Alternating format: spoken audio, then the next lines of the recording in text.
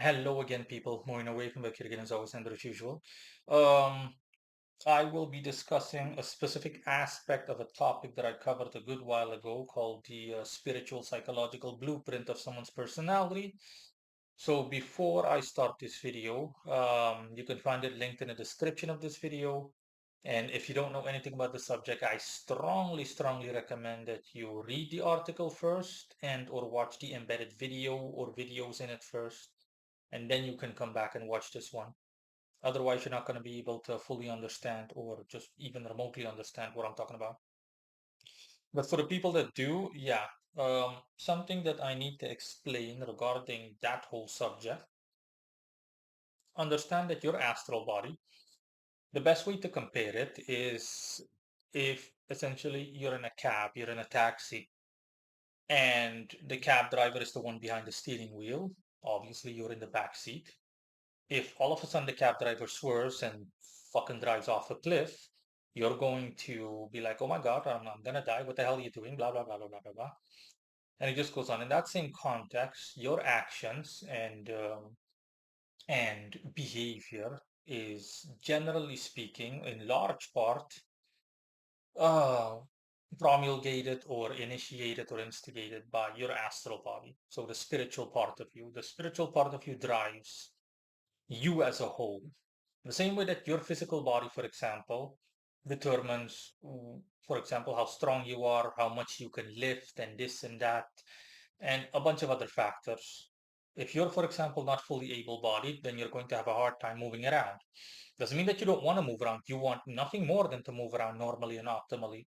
But if you're, for example, already 80 years old and your physical body can only go like 1 meter every 20 seconds, then guess what? That's the best you can do. And you're just going to walk around like this with a cane, and there's nothing you can do about it. See my point? So, in that same vein, or in that same context, the spiritual version of you, your astral body, is the one that essentially makes things happen. Specifically, its state, as in its state of healthiness. That's why if people are mentally healthy, I mean, if people are mentally ill, if people are mentally healthy, everything is fine. But if you're mentally ill, then it's no differently than being essentially physically ill. You can't move. You want nothing but to move, but you're bedridden. You can't move. You're just sitting there. You're completely disoriented. Blah blah blah, etc. etc.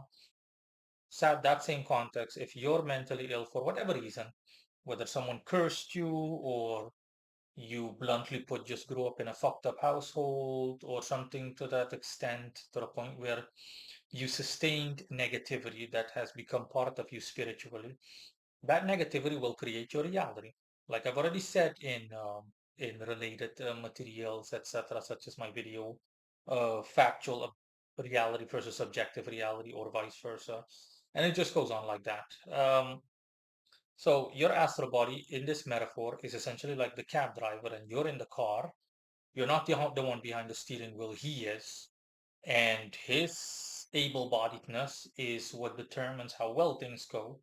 If your astral body is healthy, guess what? Taxi ride is going to be smooth. It's going to be smooth sailing, for, at least for the most part. No issues, no nothing, blah, blah, blah, blah, blah. One straight line, one straight shot. You're at your location, lickety split. But if the opposite speaks for itself, or if your proverbial cab driver has issues, then guess what? It's going to be a bumpy ride, an unpleasant ride, and everything else in between, and an outright horrible ride in which your cab driver essentially drives off a cliff and he kills the both of you. Extremest of examples. So yeah, my point is that, for example, people that are dumb, outright just stupid, they don't want to be stupid. By that logic, no one wants to be anything of a negative nature. People don't want to have negativity in their lives whatsoever. But for the average person, it's all about the fact that they are subject to so many things that they can't control and they don't know what to do. And with anything of a material nature, someone gets sick, for example, no one wants to get sick. All of a sudden, you have an infection. You have no idea where the hell the infection came from, what the hell's going on, but you can go get treatment, and after a while, the infection disappears, get antibiotics, whatever, and that's it. You know? But the biggest issue that the world has, and the world has always had, is that with the mental aspects of everything, people don't know where to seek help because of how messed up everything is in that department, and people don't know how to seek adequate help and what to do and how to do it, etc. And people end up simply being frustrated because they're walking around with mental afflictions that they don't know how to alleviate or how to relieve themselves of. Um, so yeah, in that same vein, understand that your astral body's state of health will determine what reality looks like for you day to day, on a day to day basis, or daily, as well as overall. If your astral body is afflicted, then life will be outright horrible, worst case scenario, or at the very least quite unpleasant, or just plain unpleasant, in the sense that bad things will happen to you. Now, you as a whole, the mental as well as physical part of you, obviously doesn't want that to happen. But you see my point? The conscious part of you sees all of this happening and you feel powerless to stop it because you're like, it doesn't matter what I do. I have no idea why the hell bad things keep happening to me. Shit keeps happening to me. I don't know what to do. What do I do? What do I do? And you don't know what to do. Where does it come from? Again, your astral body's lack of optimal health, whatever affliction your astral body has, regardless of the root cause or source, bottom line is the spiritual version of you is afflicted. And that negativity automatically creates reality for you at a personal level. And as a result, like I said, shit keeps happening to you. Bad things happen. You lose your job. You can't hold on to a job. Blah blah blah, etc. etc. You get in fights with your boss. You get taken advantage of, etc. etc. You're seeing that happen in front of you, the overall part of you, as in just you as a whole. But you feel powerless to stop it. Similar to the aforementioned example of the cab driver, where you're sitting in a cab driver is driving, and you're like, "What the hell are you doing? But you're gonna kill us all!" And the cab driver drives off a cliff and you feel powerless. You're just sitting in the back seat and you can't get out of the cab. Every window is locked.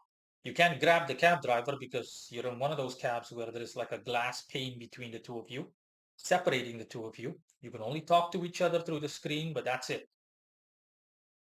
That's essentially how you, in this context, within given context, how you can compare the relationship between you and the spiritual version of you. So yeah, that's why mental health is so indescribably important that I literally cannot lay emphasis on it enough. It is the be all and end all, if you will, of all things. In a manner of speaking, of course, applicable to the subject at hand. Um, Again, so yeah, so you essentially are like, yeah, but of course, ironically, in a manner of speaking, ironically, you can do something about the situation as long as you know something about yourself or you know what to do, then you can do something about the situation. For example, you grew up in a household where stupidity was encouraged. You grew up, and guess what? You turn into, bluntly put, a dumbass. You're stupid. You're not as smart as you're dumb.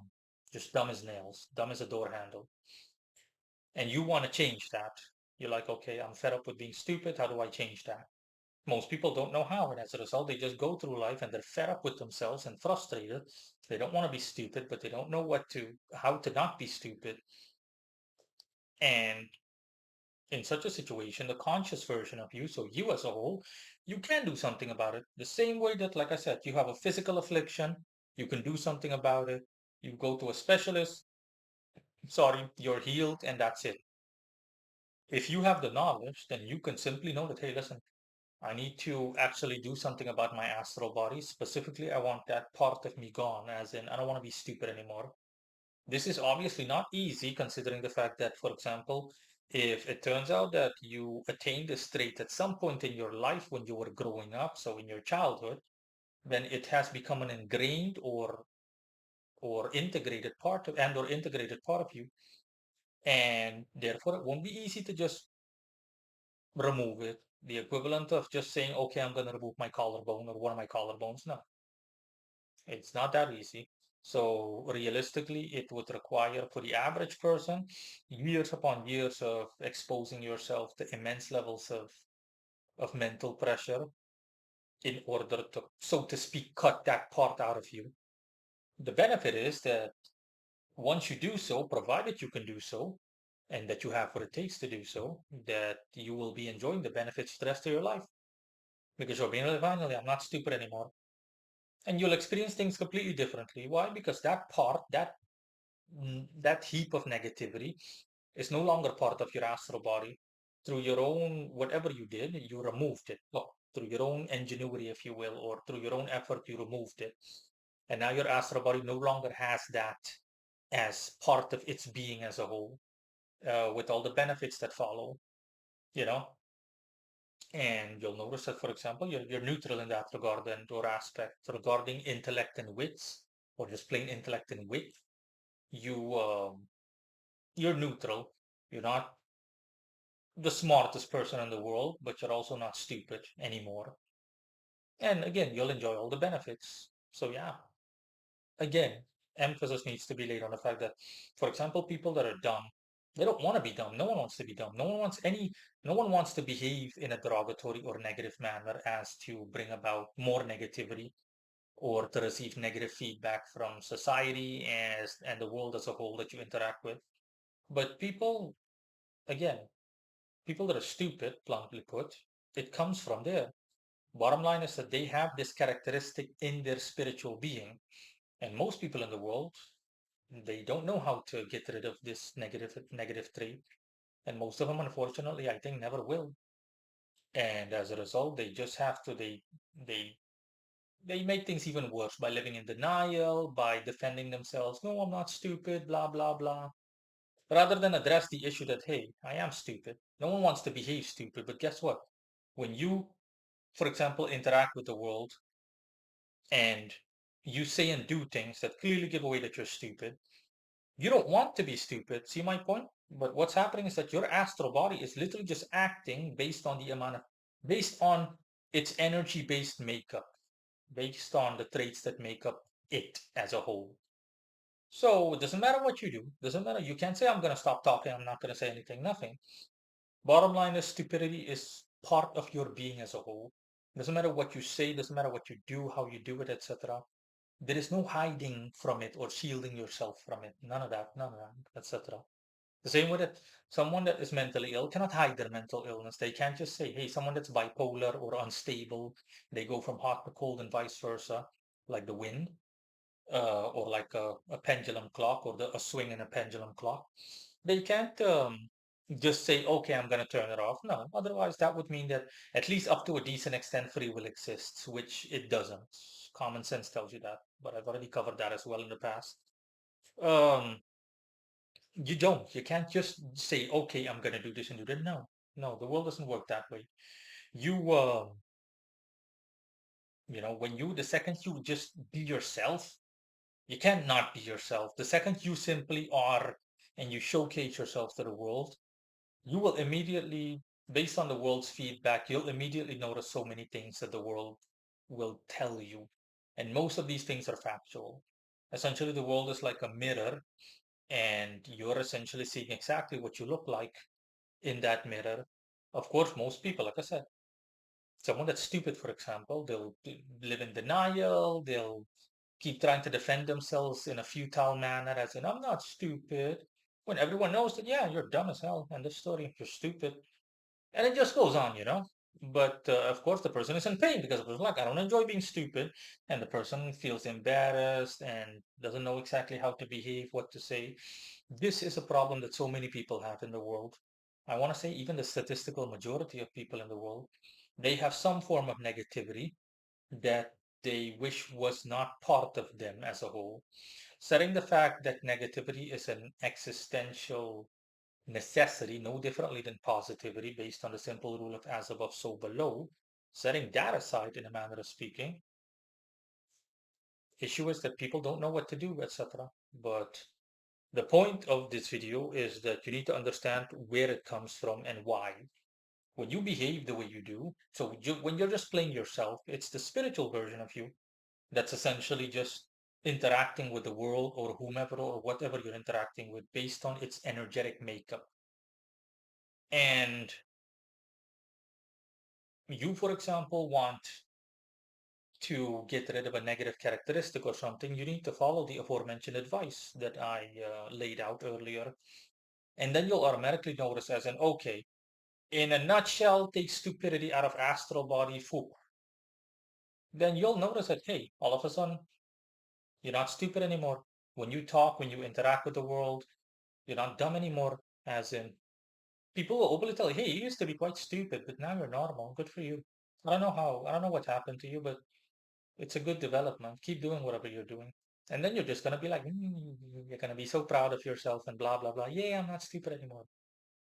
Yeah, that's because, like I said, that negative, that part of negativity that was in your astral body has been taken out. And like essentially like a tumor that's been cut out in a manner of speaking. And your astral body is now behaving normally, you know? So essentially minus stupidity, if you want to like add a hypothetical stats bar to the equation, and you'll start behaving normally. So yeah, you need to keep in mind that when you behave, this applies to everyone that's watching this video, just everyone in the world overall. Your behavior is initiated by or instigated by your astral body. So your behavior, you have no control over your behavior. All the things you say, do, and are, whether it is good, bad, positive, negative, and anything and everything else in between, it comes from your astral body. Just like I said in the aforementioned example, it's like you're in a cab, astral body is the cab driver, you're driving, and how well the ride goes, hypothetically, the ride in this question being your life and the way you experience reality overall, excluding factual reality, so a reality that applies to you personally and your life, has to do with your astral body, so with the hypothetical cab driver's level of competency. If you're heavily afflicted mentally, you're mentally ill, and you have a bunch of mental negativities about you, guess what? That is one crappy cab driver, and the ride is going to be quite horrible.